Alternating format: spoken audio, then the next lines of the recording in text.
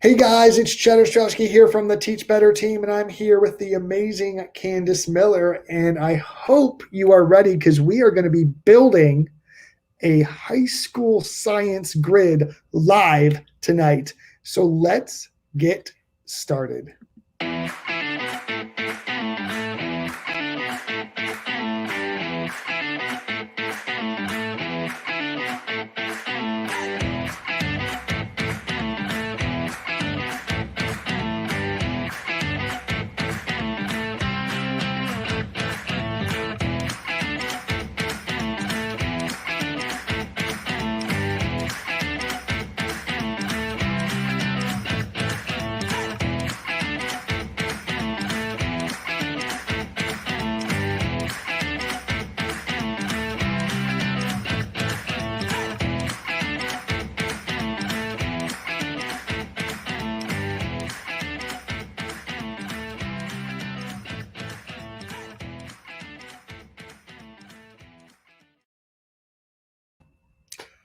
All right, Candace, how are you doing tonight?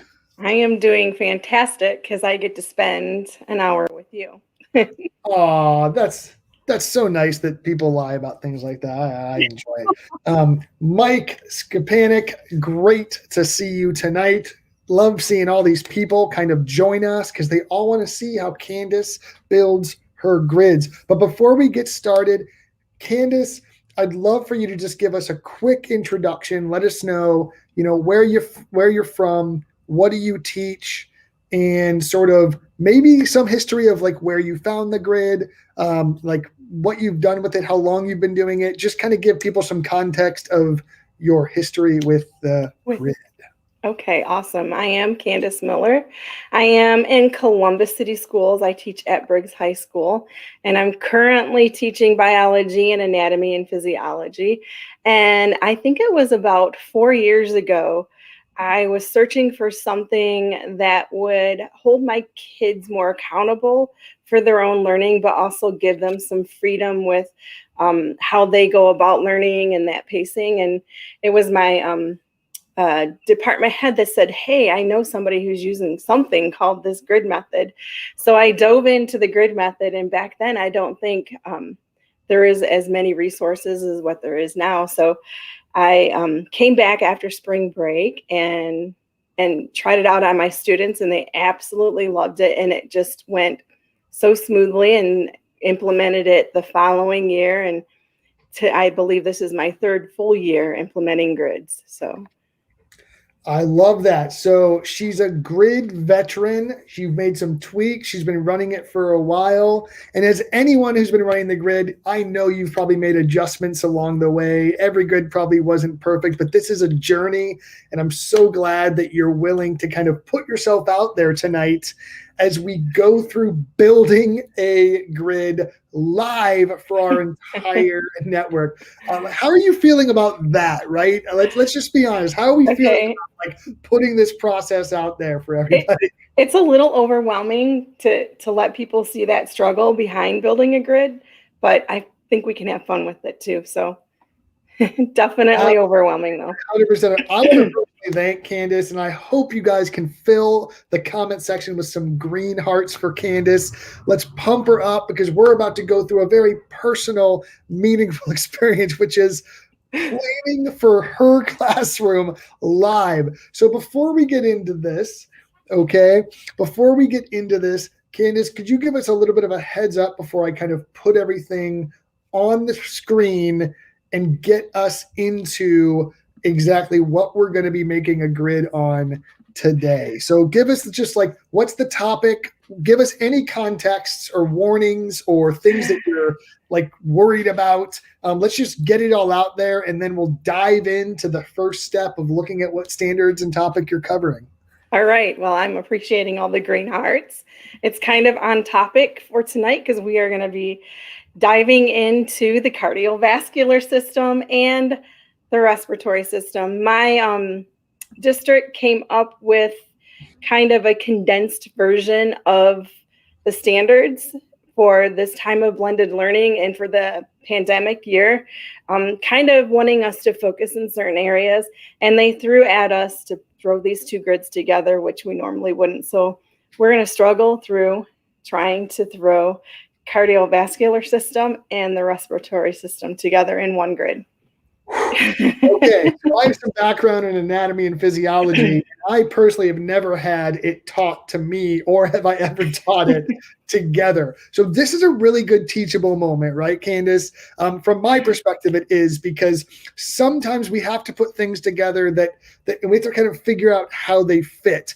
But one thing I want to be very clear is you and I are going to be trying our best to make this combined unit based on your district and the state directive here the best possible into a single grid. However, I want to put the big asterisks out before we get started. One thing that Candace and I talked about that I'm okay if other people consider is like maybe doing two smaller grids if we think that's the right call. If you're ever looking at a topic or a big group of standards and you're like, whoa, this is so much stuff, this grid's going to be a monstrosity, it's always okay to go, you know what? I'm going to do two baby grids or two mini grids that are a little bit shorter instead of one gigantic monster grid. But we are going to forge ahead, my friend, and we are going to do our best to kind of show them how we can hopefully make this work. I'm just looking at it right now. So this is going to be an adventure for everybody. So let's dive right in. As Candace said, she's teaching high school anatomy is what we're going to be talking about. Now, anytime you're covering really deep scientific content, it's a little scary. So, but that's okay. We're going to walk through it just like we walk through any grid. We're going to go through those same steps. And I promise it's going to be okay. We're going to make it through. Hopefully. Well, I hope so. So let's take a look here. Let's take a look at our standards. And just like we did last week, I really want to look at where those DOK levels are falling so we have an idea of where we need to get our students. So I'm actually going to take you and me off.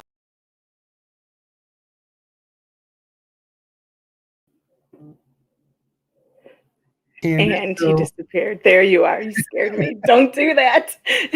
You're not allowed to disappear. I absolutely will not do that again. I was trying to make the screen bigger for everybody, but that's okay. We're going to do our best. Hopefully people can read it, and we will take a look at this. So, okay. Candace, hopefully you can still hear me. I believe you can because I'm on this other tab here, but the first standard, we're going to start with the cardiovascular system, which is the heart. The cardio is Latin for, heart, anytime you hear that. And the first standard is the heart is comprised of cardiac muscle, which is supplied with oxygenated blood by the coronary arteries. Veins are valves that keep the blood flowing towards the heart. What are you thinking DOK level wise for that statement, Candace? Where's your gut say? I'm thinking it's part of the anatomy part, the initial anatomy part and how it's composed. So I was going to throw that into the depth of knowledge one, but I probably should have explained this to you sooner. Our district has 3 different tiers. The blue tier is the must teach tier 1. The green tier is important to know you should go over. And that yellow tier is kind of, they should be exposed to it. So if we start at the bottom, okay. Sorry, I should have told him that. Okay. So I'm throwing a little wrench into what you're looking at here. So look at the blue first, I guess. This is good though. This is good because it can help focus our conversation a bit as we kind of go through here. So why don't you read where you want us to start and then give us a little context and we can talk through it, okay? All right. My eyes are really bad and that is really small. Where it says the cardiovascular system down in the blue, it talks about what it's composed of, and so the cardiovascular system consists of main purpose. Yes, heart, blood vessels, and the primary function of the cardiovascular system is the transport of oxygen, carbon dioxide, hormones, nutrients, waste products, and chemical messengers. So to me, that's pretty basic. What do you think in DOK level for that I was thinking, need to teach standard? I was thinking that was part of level 1. I think I agree. This is a very base level. What is the system, right? And what is the function? This is like flashcard memorization all day long. I'm 100% with you. And, I'm looking at the other blue need to teach standard. And that says the respiratory system is comprised of the airways, lungs, and diaphragm. I'm thinking 1 on that too. Do you agree with that? I agree with that. Yeah. I mean, to me, these are things that we probably are going to cover in level 1 of the grid. And these are honestly like almost wording targets for us when we get to there. Right. Right. So we can get there. So let's move to the green. Just real quick. So we're aware of that, right? Structure of the heart, pathway of blood in the cardiac cycle, cells and tissues of the cardiovascular system. What do you think on that one? I'm thinking we have parts like the cells and tissues. That is a review from back when we did tissues. So I was going to throw that into level 1, but the flow of blood throughout the body, I was thinking that's more of like a physiology type thing too, with all the different things that it carries. So I was thinking that might be level 2. I think I agree with you. I mean, understanding cells, types, and just the basics of the system. There's not really causality there. There's not explanation of how it works or why it works. So that's really falling in that DOK level 1. However, the structure of the heart and the flow of blood is sort of the functionality of the system. So you need to know the components, how they work together, which to me is higher level application. So I agree with you that that's definitely DOK level 2.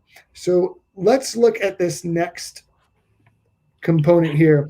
The respiratory system transports exchanges gases, including oxygen and carbon dioxide, respiration mechanics, gas exchange, breathing rate, and depth, and respiratory tree sections and functions. So I personally think this is mixed again. Do you agree with that? I was thinking some of that could actually be level 3. And then parts are level 2, where it talks about the breathing rate and depth can be more of like a level 3. And the respiratory tree sections and that might be part of when we go over the anatomy part of the lung. So that would be more, I think, of like a level 2. Okay, very good. I think out of context, I could have said, breathing rate and depth, just understanding what they are is more of a DOK level 2. However, I think with your awesome knowledge of anatomy, I think you are kind of knowing that understanding the causes of breathing rate, the connections and how those things compare and contrast with one another, I think that's where we're getting that higher depth. Would that be correct in kind of that way of thinking? That was how I was thinking, yes. Correct. Cool. See, look, it's like I can read your mind. This is amazing. So these are the if you get to it stuff, right? The yellow? Right. Okay. Kind of, yes. So some parts of it though kind of relate back to parts of the green too. So yeah. So do we want to like not fully go into this and then supplement with it if we have to? That could be good. That might make it easier to combine the two together too. Yeah, absolutely. So this is mostly DOK level 1, level 2, sort of basic anatomy and functionality of these things with some higher level application, comparative analysis with things like breathing rate and depth, as well as pathways of blood flow and the factors that affect it. Does that sound like a good kind of synopsis so far? Yes. All right. Very, very good. So let's take a look at your targets now. And if you guys are wondering, this is actually a template document that we utilize during our trainings and our workshops that breaks down the process. So instead of just shoving stuff directly into the grid, we're sort of breaking down some of these components to make it more explicit in how we're breaking some of these things down. But I promise there's a grid at the bottom of this template that we will get to soon. So if anyone's like, this doesn't look like a grid, that's okay. We're going to get to the grid. I promise. All right.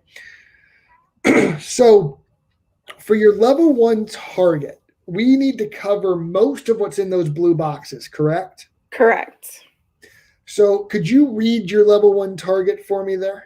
I think it needs to change, but That's okay. That's why I want you to read it. I can list and outline the anatomy of the cardiovascular and respiratory systems. So you said that you think that needs to change. I'm curious why. I want to hear your thoughts on this. But I also think that I can list and outline the anatomy of something does feel like a DOK level 1. So I feel like your DOK level is on point there, but I want to hear what you think you have to change because I think I agree with you.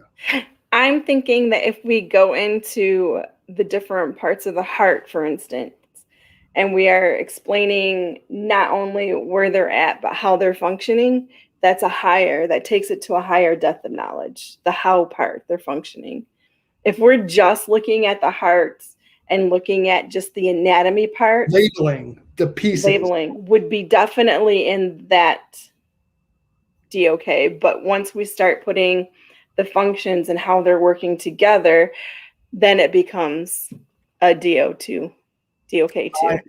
I actually agree with that. I also think we can have 2 or maybe even 3 targets here. Because we're dealing with 2 separate systems, the way I think about this is when I think of an objective, Candace, I want it to be measurable. And I think it would be possible for a student to understand the box diagram of the heart, the way you probably teach it, right? Which is like an anatomy teaching tool, it's called the box diagram, or like this basic diagram, but not know the lungs, right? So I would like to see 2 separate targets. So I don't know if you have this pulled up. I think you do. So maybe I can list the anatomical parts of the cardiovascular system, and I can list the anatomical parts of the respiratory system. Does that sound better to you? Yes.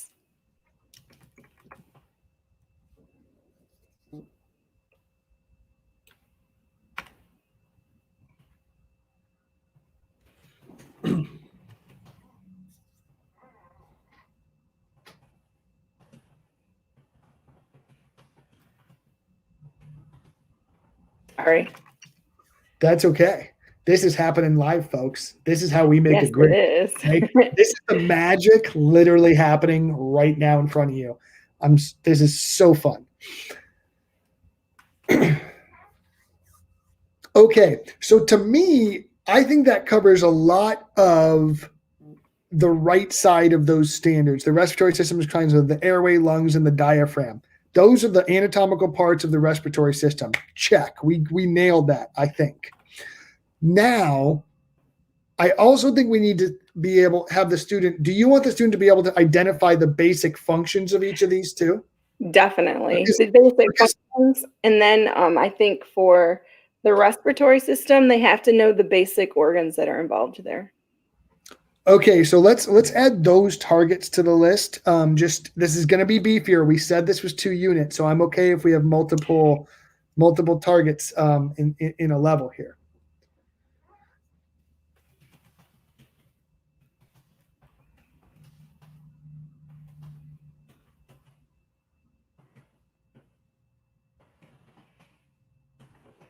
Can I combine these 2 here? I'm okay with that.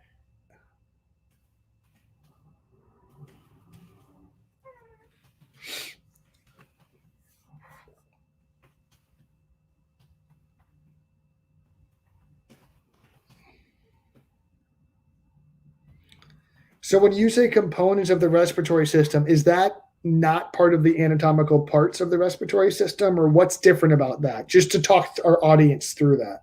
Okay. So for the respiratory system, it is composed of like the lungs, the trachea, the larynx, the nasal cavity, the bronchial, Gotcha. the bronchioli, and then the actual anatomy. I'm thinking more of like the anatomy of the lung, just that part of it. So maybe we need to change that then, the anatomical parts of the lungs, like in that first target, if that makes sense. Yes. Is that fair? Are we Yes. happy? I think we have our level 1 targets done, Candace. Boom. Perfect. Boom. She said it. Okay. All right. And if anyone has questions while we're going through this, I know this is hot and heavy anatomy, guys. Okay. But if you have questions or want to know what we're thinking, just ask in the chat so that we know. Pam Schroeder's in the house too. Oh, so Mike had a great comment. He said, what does basic functions mean? Would just functions be clearer? Probably. I just always use the term basic functions.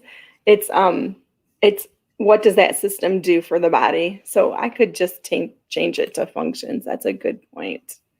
Yes, yeah, I actually kind of agree with Mike here, and that's something that I wasn't really thinking of either. But I think it's more focused and more measurable if you say, hey, what are the functions of the cardiovascular system? Because you could say basic functions of the cardiovascular system, pump blood. But there could be more functions like carry oxygen, right? Right, yeah. Maintain blood pressure. Like those are like other functions that we want them to know about, that if we just say basic functions, we don't know what basic functions mean. Whereas functions more inclusive of more of those things that we want them to know. So Mike Skapanik, good catch, buddy. Good Thank catch. You. Yeah. I tend to try to be really wordy and flower it up, and we can lose the flower. That's okay. That's okay. So target level 2, I feel pretty good about our first level target. If they know all of that, I think you and I would probably be happy, right, Candace? Definitely, yes. We're on the road to mastery the way we want. So definitely. Second level of targets, apply and demonstrate. I can explain, and I love how you said this.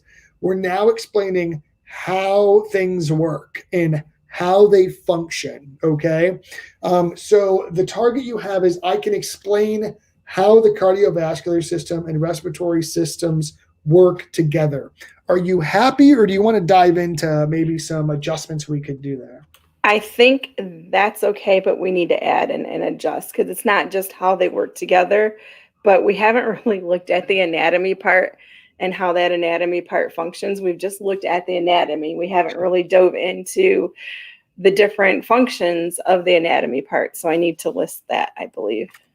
Absolutely. So I want to ask you a question. Okay. And just based on your expertise and knowledge of teaching this subject, do they know the functions, but do they know how the systems work in does that make sense? So I know that the lungs do X, Y, and Z, but do I know how the lungs do that? Because to me, I don't know if we should, them working together almost feels more like DOK3 versus DOK2 being how they work and function independently of one another.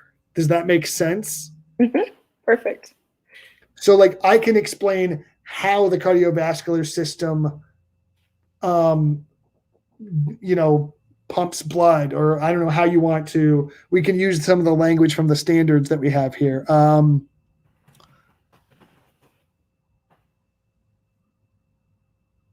Or how the system transports oxygen, hormones, nutrients, and waste products around the body, or something like that.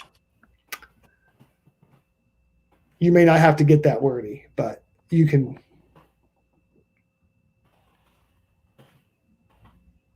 Is there a general term we could use? Substances? Oops. Okay, I can. Holly was with us on that. She thinks how they work together would be DOK3 too.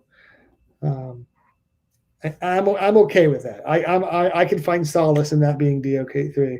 I can explain how and then the next would be once again the lungs, right? The respiratory system. My brain just totally blanked there for a sec. Live from a hotel room tonight, folks. Would this be more of the pathway of air? Because it's not just the lungs. It's more of, this one would be more of like the pathway of air. Does that make sense?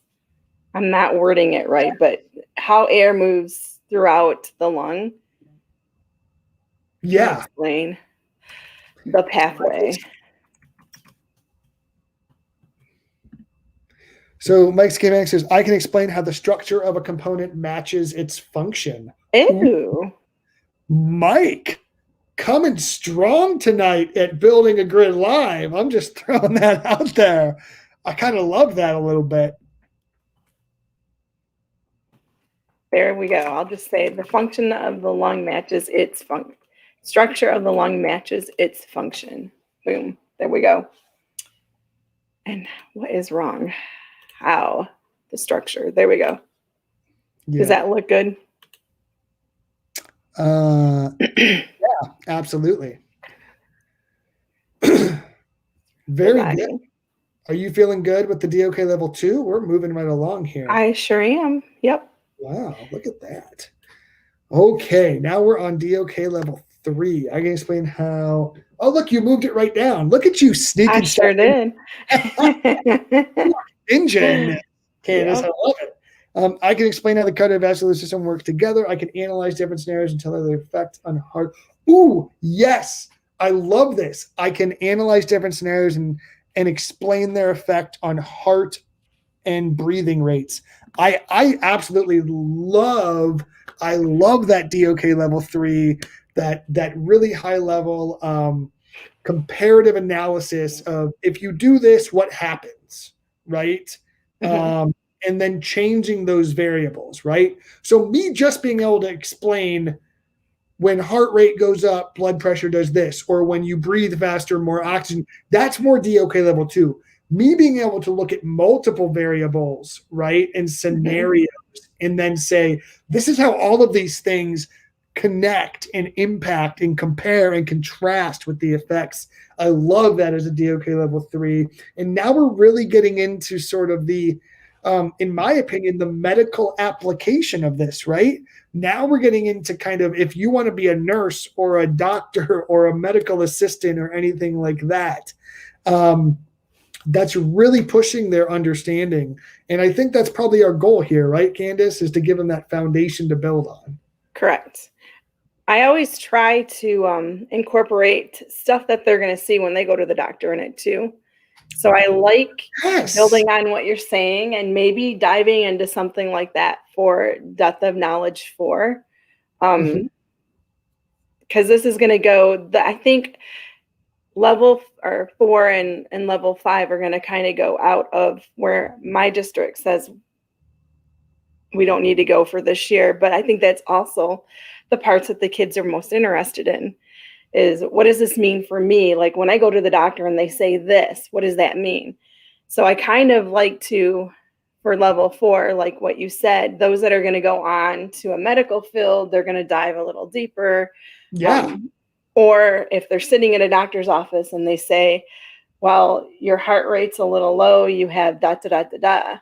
What does that mean? I love it. So I love it. You know, because another thing that's true, Candace, and I'll bet you if I talk to, the 30, 40 people that are watching this right now, most of us have heart rate monitors sitting on our wrists. Like we are living in a time where, whether it's an Apple Watch or a Garmin or a Polar device or whatever, a Fitbit, we literally have heart rate monitors strapped to us almost all the time. So when that beeps or is high or low, like knowing what causes that is pretty it's pretty powerful stuff, even for a student, because, a lot of students have those same devices or a lot of them end up having those as well. So, Right. I think that's really cool. And I love that you're bringing in that personal connection. So let's do a quick review, because here's why. This is the point where all your students should need to get to, right? Based on our conversation earlier. Right. This is sort of like the end of where the standard leaves off. So I want to make sure we didn't miss anything in our targets. And then I'm going to have you give us the thumbs up and go ahead before we move on. So I just want to kind of review, as you look at these targets, I'm going to review these standards again, and we're going up to the green. Yellow is bonus. So it's okay if we don't cover those things in here, right? Right. Clarify. So cardiovascular consists of the heart, blood vessels, basically the anatomy of the heart, and the basic functions of the cardiovascular system is to transport oxygen and substances and waste products and chemical messengers. I think we definitely hit that for sure by that level 3, and probably by the end of level 2, personally. Yes, definitely. The anatomy of the airway, check. I think we have that. I don't even think we have to cover it because we just talked about that in level 1. Respiratory system exchanges gases, including oxygen and carbon dioxide. The mechanics and gas exchange. Breathing rate and depth. There's going to be some. So that breathing rate and depth is going to be covered with some of the scenarios, correct? Correct. Yes. So let me ask you, should we say how the effect on heart rate and breathing rates, including breathing rate and depth? Like, should we put that right in there since it's mentioned in the standard? Like, would that make sense to you or no? Sure.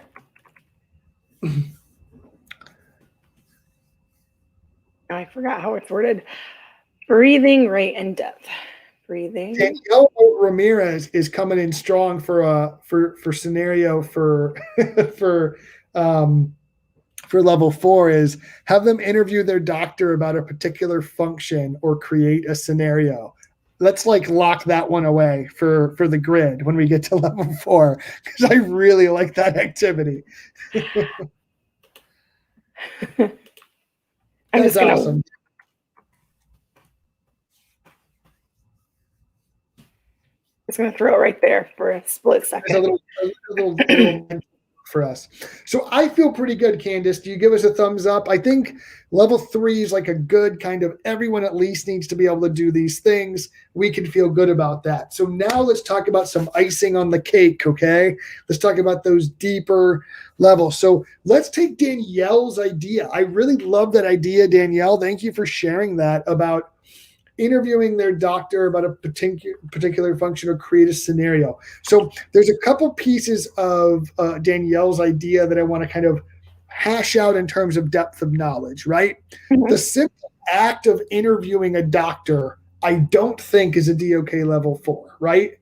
However, creating a medical scenario or intervention to help someone based on the information they receive, I think is absolutely a level 4. Does that make sense? Go ahead. It is. Yeah. My struggle right now is the interview a doctor part. I'm not sure how many of my students could have access to do that. So this is where the rubber meets the road, right? So I think Danielle's idea is more in the learning opportunity phase of this as opposed to the target development phase of this. I love the idea, Danielle. That's like the coolest thing ever. However, I think for the target, what do we like about that idea that it's pulling from the students, right? So how about I can create a medical intervention to cause a specific physiological effect in the cardiovascular or respiratory system. I'm trying to think of what we would want them to be able to do with that information. And normally I do have them look at different diseases, the symptoms, and possible. Okay. I'm sorry. I'm just thinking out loud here. how about I can analyze? Sorry, I get super excited. I can analyze and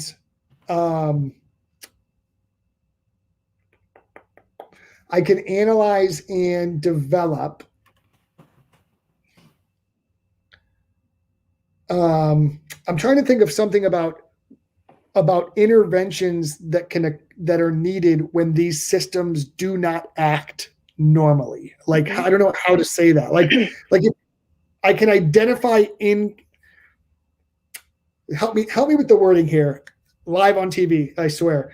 Treatments. Yes, I can identify treatments or interventions for abnormal functioning of the cardiovascular or respiratory system.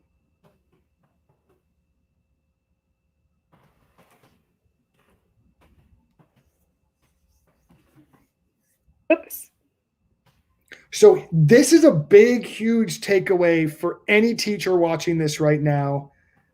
Disruptions to homeostasis is how Mike Skapanik just said that, which is always good to go back to, right? Because that's essentially what every medical condition is. It's a disruption of the homeostatic balance of something in your body. So Mike, I absolutely love that you're going back to those core biological concepts.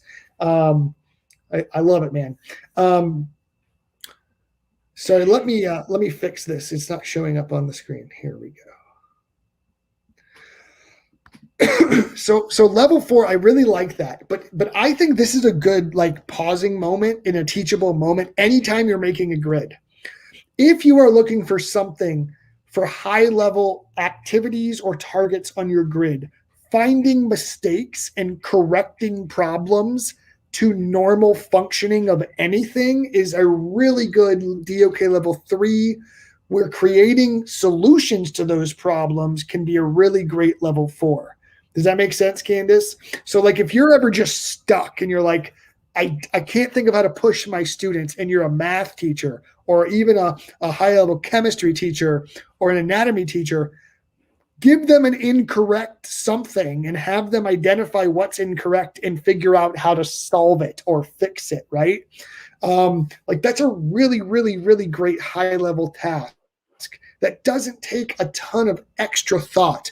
Like, we're talking about anatomy, but if I'm a chemistry teacher, that could be something as easy as we're doing these type of calculations. 3 of these are wrong. Identify which ones and explain why. I've automatically bumped that up to a level 3 instead of a level 2, right? So same thing's true here. I really, really like this. I really, really enjoy that. Absolutely. What about level 5? Do you have any ideas for like an extension project for your students? I have an idea, but I want to hear what you have to say first.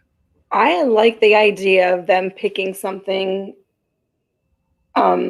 It can either be, I go a couple different routes. It could be a career that they're interested in and kind of researching it and how does it relate back to these systems, or these systems. If you're studying a career, what are the career opportunities if you're interested in? Or if there's, because I've had kids who have had family members who have different diseases that are affected,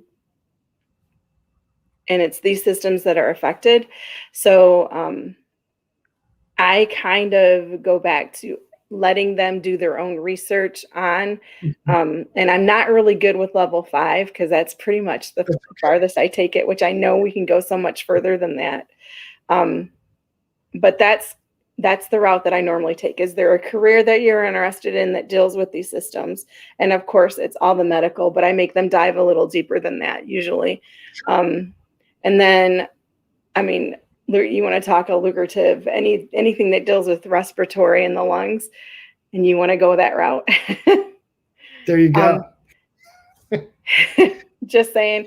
And then anything that they're interested in, if there's a family member that has, like when we studied the skin, family members with melanoma, or people who are lighter skin that tend to burn, they can research different parts of that. But Other than that, that's all the further I go with level 5. I haven't really I need to be better at level 5. That's okay. So when in doubt with level 5, and everyone listening, I want you to remember this. Create and develop your own project to demonstrate mastery of this topic. Literally, have them create their own project, and then you just sign off on it. Because I'm thinking of a student in your class that wants to be an athletic trainer. What about them creating and developing a plan to improve cardiovascular health of an individual safely and effectively over a certain amount of time? They need to fully understand the systems before they can do that, right? You can't have someone that's, just starting to work out, go run 8 miles, right? Like they might die. So, that's really important to understand, like, what is VO2 max and these other things that are listed outside of this. So Holly Stewart loves that idea. That's an ultimate life hack, guys. Create and develop your own project to demonstrate mastery of whatever topic you're doing, whether it's high school science or elementary something, it doesn't matter. Students can create their own project. I also have a template, which I will share in the chat once this is done, but I have a template for creating their own project. Candace, remind me, and I will share that with you as well. But like, if students create their own project, you can evaluate if it's good enough, right? I mean, and that's absolutely, and here's the cool part, okay?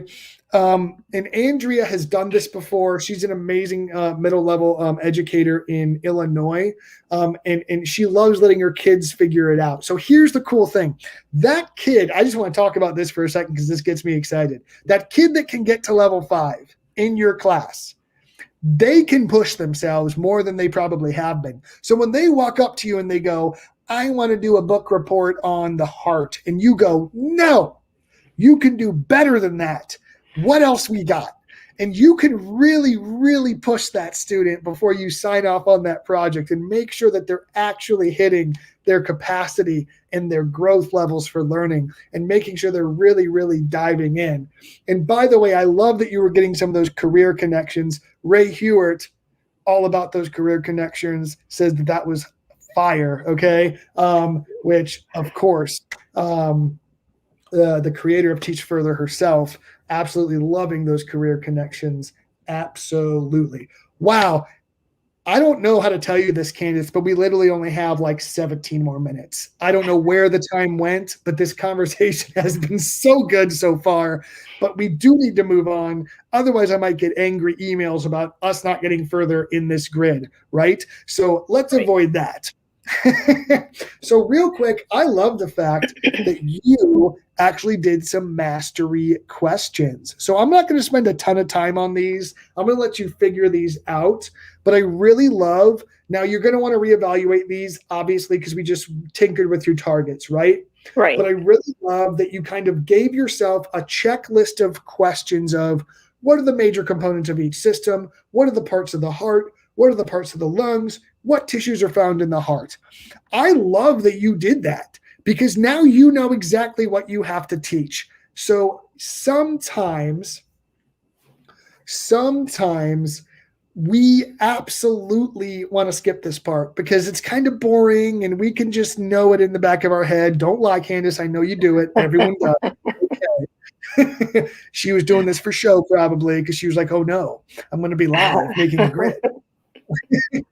Maybe you do it all the time. If I'm wrong, please correct me. No, I don't. Okay. I'll be honest. I knew it. That's okay. But I want you to understand, like, that's a really good thought process. So even if you don't write it down, I want you thinking about this anyway, right? Because now you have a bank of questions that you're going to match up with those learning opportunities when we start looking at your grid. So even if you don't make that bank of questions, it's okay, guys. I know some of you guys just skipped that part, even though I told you to do it when I trained you or when we worked on it in the training or in the course or wherever you learned about the grid method. It's okay. The grid police are not going to show up. It's going to be okay. However, you do need to think about it. As long as you're thinking about it when we go to the next step, we are okay. All right. So I'm going to skip us ahead here just because of time, if that's okay, Candace. So could you plug in those level 1 targets for us there? Could you start just pasting those in for me if that's all right? Yep. Fantastic. So let's take a look at level 1. So I'm not asking all of these activities perfectly ready, just like last time with Amanda. I don't need you to have, but let's at least get a skeleton of some thoughts of types of stuff we want to do. So here's another big tip for everybody making grids. You don't need to have every detail and page number and thing just done to start putting stuff in your grid. I work with teachers all the time that are like stuck on the first box for 20 minutes or 30 minutes. And I'm like, move on. What do you want to do there? You want to do some notes? Cool. Write notes and let's move on. Or write, diagram sheet or lab or whatever you want to do. And that's absolutely fine. So when you first start teaching some of these concepts, Candace, what do you think a good first step is? Do you, like, now it's science, so maybe it's just notes of some sorts or video notes, or maybe it's a reading or something like that. What's your normal first step when you're introducing some of these topics? I always try to do like an EdPuzzle that's an overview of like just a real quick intro to grab their attention. Kind of going back to the 5 E's, that first E to kind of get them engaged. Just something that really doesn't go too far in depth, but lightly covers it to show them what we're going to be learning, just to kind of draw them in and give them that kind of interest piece, shall I say. Sweet. So you already kind of know what that first step is. So let's type in EdPuzzle Intro. Okay, EdPuzzle Intro. And how do you normally assess that? Questions in the EdPuzzle, I'm assuming? Completion of the questions. So then just plug in that thing, and we got at least the shell of our first assignment.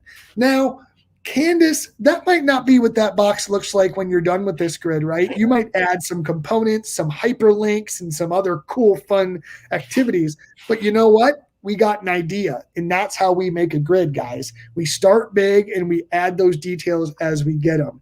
So as you start thinking about that second activity, I'm going to let you start thinking about it. I want to talk about Holly's question really quick. So you start thinking about this, and we're going to come back to this first level. You are doing amazing, by the way. I'm going to start talking about this. So Holly said the learning target conversation was eye-opening. I never thought of having more than one objective or I can statement for each level. I've been keeping them to one per level. Are you using multiple I cans because you are combining standards? Holly, I love you for asking this question. Here's the truth. The number of objectives should be determined by the need of the level, okay? So there's not a single answer. For me, I always had one standard per level. And there were a few cases where I'd have multiple, but most of the time, one objective per level was kind of where I ended up designing most of my grids. However, in beefier grids, or if you're covering multiple content standards, sometimes you're just going to cover more stuff in a level. So Holly, if you need to use more than one objective, as long as you cover those I can statements by the end, those targets by the end of that level, you're good to go. I hope that makes sense, Holly. You really want to make sure that just by the end of the level, you're covering those targets, okay? The number of targets, as long as it's not crazy, is okay to have more than one. Absolutely okay. Some of the examples, I do only have one, and that's okay too. So it's really about what you need. And while I was answering that question, Candace is just like building a whole grid over here, doing so good.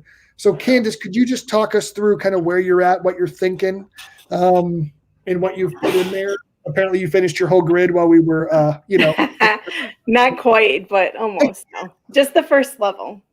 I typically will do some type of interactive note-taking thing. My students have told me way back, we're still virtual. We go back to the classroom March 15th. I'm so excited. So one thing that they said that would help them out is to have everything in one thing and not popping back and forth because they're on teeny tiny Chromebooks. Yeah. So the interactive notes where they can drag and drop, or the Nearpod or the Pear Decks, they tend to enjoy, even though they're not filling out a note sheet, they're still interacting with it. So I will probably put together 2 different ones, one for the cardiovascular system and one for the respiratory system. And I put them both in the same block here, but I would probably break it up a little bit. Like I would do, and there's just not enough room there, and I didn't have time to change it. But I would do maybe cardiovascular system, and then I have a couple of sites that are games where they can have fun pointing out the different anatomical parts of the heart, or quizzes or different things to get them interacting with the material. I do task cards too with them. So I would do something like that after that, and then go over to the respiratory system and do those pieces. And this is where I feel like I should probably be doing 2 different grids and not one. Sure. Yeah. So and I'm honestly going to tell you, Holly, or I'm sorry, I said Holly, Candace, I'm honestly going to tell you that, like, if you get to the end of this grid and you're like, there's 14 boxes in every level, like, it's okay if you're like, you know what, I have all my stuff, I'm just going to split the difference. Yep. Grids, and I think you'd still be okay.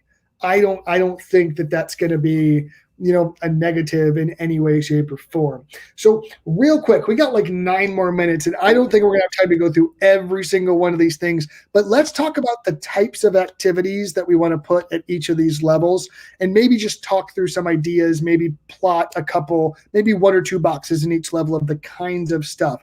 One of the things that I love about you as a teacher, because you are very amazing, one of the things I love about you as a teacher is that you really just nailed it on the head, is multiple modalities, multiple types of activities. We do not want to bore our kids to death with worksheets and more reading and more worksheets and more reading. We want to do those card sorts and those drag and drops, even in remote learning, right? Right. So I love that you just said that. You're speaking my language there, buddy. So let's take a look at level 2, just for the audience's sake. If you could plot those level 2 targets in there, what are a couple types of activities that you think you'd put in level 2 for your students to complete?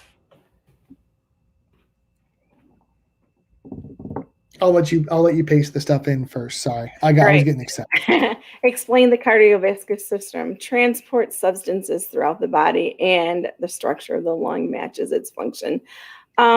Definitely gonna have to. I think it would be kind of fun to do, because they're already gonna know the anatomy part. I think it would be kind of fun to during one of our live lessons, and I know this is going to be hard because they're going to be all over, but I'm thinking if I could have some type of collaborative board where they could, if I have a function, what part do they think, goes with that function?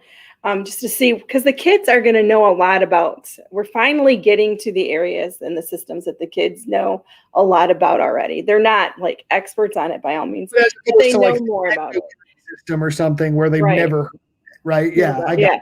So just to kind of find out if they already know the functions and to the parts, just something introductory like that to this level to see if they can do it. And then probably I'm gonna have to do like another like interactive PowerPoint note to bring those parts together for those that they didn't get.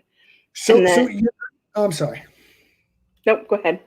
So you brought up a really cool point, and that's you want to do like a whole class activity when they're all together live.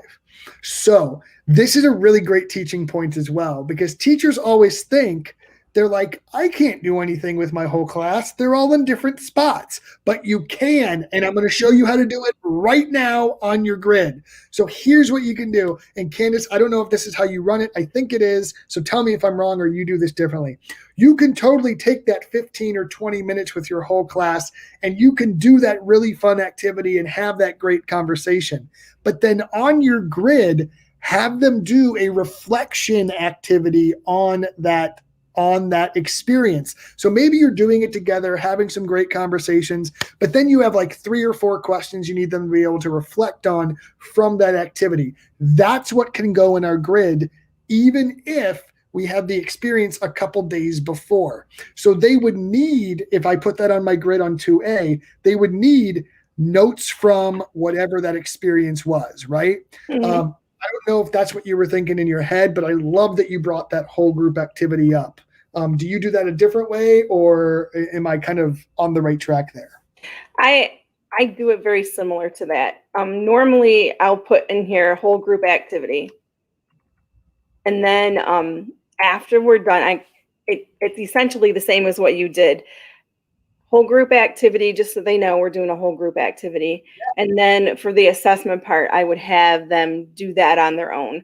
It's always, okay, we've done this. Now reflect back to that when you're at that point. If you're not to that point yet, then Yes, go back to where you're at.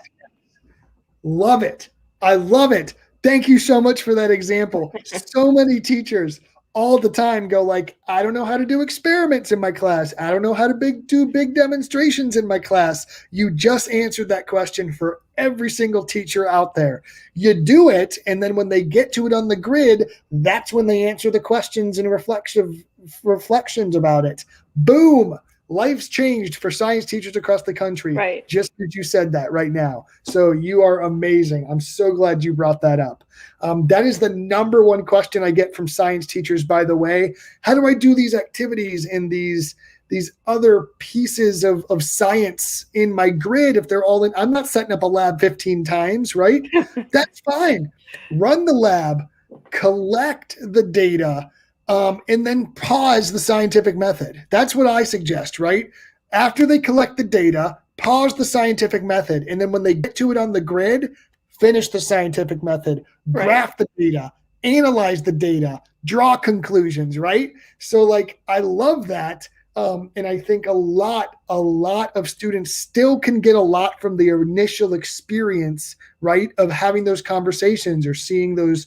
It's almost like an interactive lesson. So I love that you brought that up, and I'm getting way too excited about it now. So I'm going to try to move on. I'm going to get you a little more excited. A lot of times what I'll do is I'll have a launch lab where we do the lab, but we don't discuss it.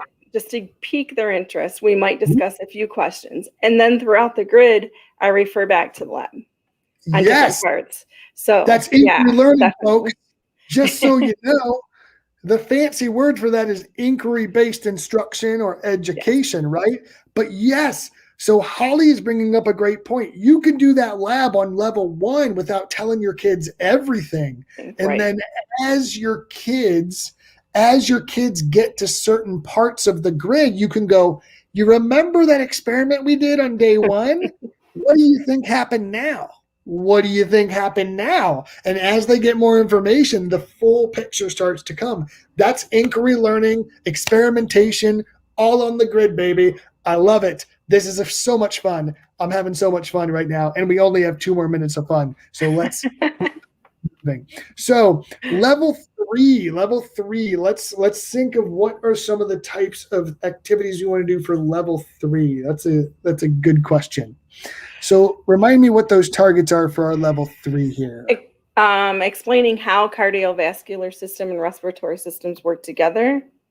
And analyzing different scenarios and explain the effect on the heart and breathing rate. And I probably will focus more on that second part. Boom. Okay. So I'm thinking it would be kind of fun, and I'm hoping I don't know what the restrictions are going to be when we get back, but by the time we're to this point, we're going to be back.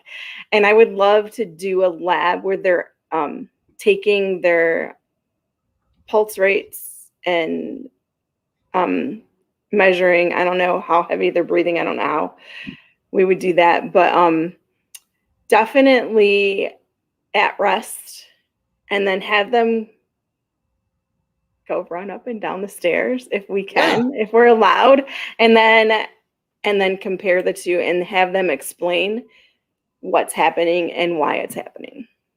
Yes, I love that a lot. Absolutely.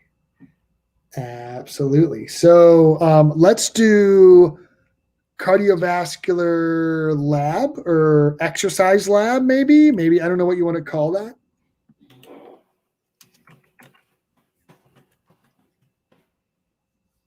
So Claire just asked a question about student monitoring and tracking. So I'm prepared for this. Okay. Okay. So thinking about, and Mike Skapanik also just said, by the way, stepping up and down from a chair can do that too because of Oh, the change true. in barometric pressure. Like the baroreflex will kick in, like if they go from sitting to laying down and then sitting back up. That would also change heart rate Definitely. very. So Mike, and then Holly Stewart's like, dude, take them outside. Like just take them outside and have Jim them do it. Ryan. There you go. That's COVID safe, I think. I think so too. So Yeah. back to Claire's question, and we are actually at our time, so I'm not going to dig too far into this. We talked a little bit about some of those ideas for level 4 and 5 already, absolutely. But I want to talk about tracking, and I'm actually going to stop sharing the screen really quick, and I'm going to share your actual grid. Something I didn't actually tell all of you is that Candace does this super awesome, fancy tracker grid, hyperlinked, single sheet amazingness.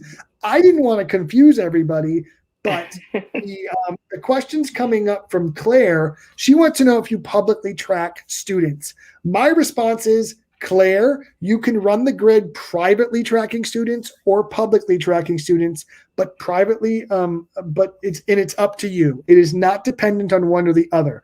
But in my opinion, Candace, I'm happy to hear your thoughts. Public tracking helps. I think it's super helpful, and I think it's motivating for students. Definitely does, yes. I personally, if I have a student, I have the tracker up and projected in my classroom. If I have a student who needs help and I'm helping another student, I can look at the grid and say, so-and-so, you've done this part. Can you go over and help this person? They're on 100%. yellow for me. So 100%. I use that grid as a way to kind of move my students around to help each other. And sometimes students will notice before I notice, hey, that person's on yellow, and I notice they're going up and helping that person out. So okay, so this is Candace's like actual grid that she would use with her students. Now, once again, this is not the template that you might have on hand or that we would normally use, but she's like Candicized it, and that's pretty amazing. Okay. Yes, I just made up that word, a word. and I think I'm going to keep it. Okay. So this is so cool. So I'm going to explain my perception of this and correct me if I get anything wrong. Is that okay? That's perfect. Yep. So you have the students across the top. Mm-hmm. Okay, the students are across the top, and the assignments are over here on the left, and everything's hyperlinked. So every single aspect of the grid is just right here, right where you want this to be. And because you have this, literally your grid is right there. Your tracker is right there, and you have one sheet with everything that they would possibly need. So a student doesn't have to go to a bunch of different tabs, a bunch of different things. It's all right there in one place. Correct. Personally, the one thing I would love to see is those targets on the left-hand side. Maybe add some of those just for like, but that's more of an administrative thing. The students probably wouldn't necessarily care if the targets were there or not. I normally write the target in up top where it says level 1, and then the learning target would be written across there. You covered it. Never mind. I don't know. I just didn't do it here yet because we didn't construct the grid yet.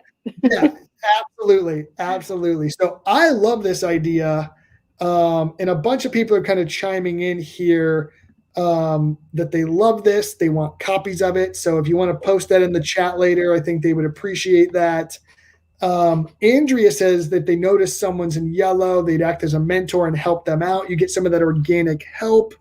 Claire said she's a first timer and nervous about her IEP students who struggle.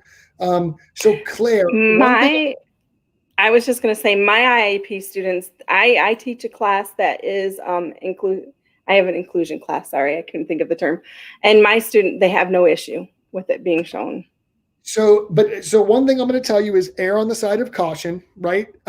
Claire, if you have specific school rules or anything like that, that this would hurt, or privacy rules, normally, as long as you're not sharing direct grades, it's okay, because it's just progress. Okay. But I 100% agree with Candace that you could use this to help intervene with those students, pull small groups, and do all of those things. So Claire, if you have any questions, please feel free to email me at chat@teachbetter.com. I'd be happy to, talk you through that. I work with teachers all the time in different situations. And sadly, Candace, we're already 5 minutes over. I think I could go like 3 more hours talking anatomy with you, but just for the sake of everybody and your time, I do think we need to kind of close things out. Any final comments or thoughts you want to give about the work we did tonight, or parting words you want to give to our audience? I personally, I mean, just if there was one takeaway from tonight's little Build-A-Grid is I've seen so many people do it differently. You have to kind of figure out what works for you and what works for your kids. And if you haven't started grid yet, jump right into it, because it is a wonderful thing. The students absolutely love it. Like I said, the first time that I came in with it, my students still to this day, when they come back to the building, say that is the best thing that has happened to them. They loved the fact, and honestly, they love the fact that they're learning opportunities. So if they can skip a learning opportunity and still mastery out, they're all for it. So make it yours and just have fun with it, I guess, is what I would say. Say it any better myself, Candace. Thank you so much. You are amazing. You did an amazing job. Let's see some more of those green hearts for Candace in the comments, because I got a ton of green hearts I want to give you right now, Candace. You did an amazing job. I truly appreciate you sharing your expertise, your experience, and everything with us tonight. Thank you so much. Okay. Thank you. I appreciate the time with you. So thank you. Absolutely. Everybody stay awesome. Have a great night, and grid on. Okay. So I like that. Grid on. grid on. Have a good one, everybody. Good night, Bye, guys. Candace. Good night.